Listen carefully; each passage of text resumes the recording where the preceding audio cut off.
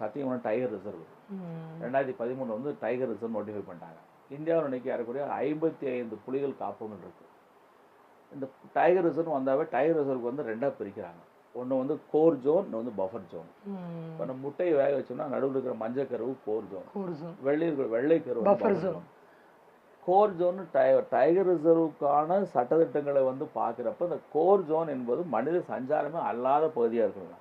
அப்போ கோர் ஜோனில் வந்து இங்கெல்லாம் வந்து வாகனங்கள் போகலாம், இங்கே வாகனங்கள் போகக்கூடாது. காட்டுக்குள்ளே இருந்து என்னென்ன பொருளாக நீங்கள் எடுத்துக்கலாம் பண்ணுறது எடுத்துக்கொள்ளக்கூடாது. இங்கே இந்த கட்டடம் கட்டலாம், கட்டடம் கட்டக்கூடாது. இப்படி தான் பல்வேறு ரெஸ்ட்ரிக்ஷன். திம்மம் மலைப்பாதை இருக்குது. திம்மம் மலைப்பாதையில் வந்து மாலை 6 மணிக்கு மேலே இரவு வரைக்கும் வந்து வாகனங்கள் போகக்கூடாது, பேன் பண்ணியாச்சு. ஒரு பெரிய வேடிக்கை, அது ஒரு பெரிய வழக்கு. ஒன்று எங்கேயோ வேறு மாவட்டத்தில் போட்ட வனம் சம்மந்தப்பட்ட ஒரு வழக்கில் வந்து திம்மம் மலைப்பாதையை வந்து காட்டி வந்து ரெஸ்ட்ரிக்ட் பண்ணிட்டாங்க. இந்த வழக்கு நீதிமன்றம் நடக்குது. நீதிமன்றம் நடக்கிறப்போ நீதிமன்றத்தில் வந்து ஒரு போக்குவரத்து தடை ஒன்று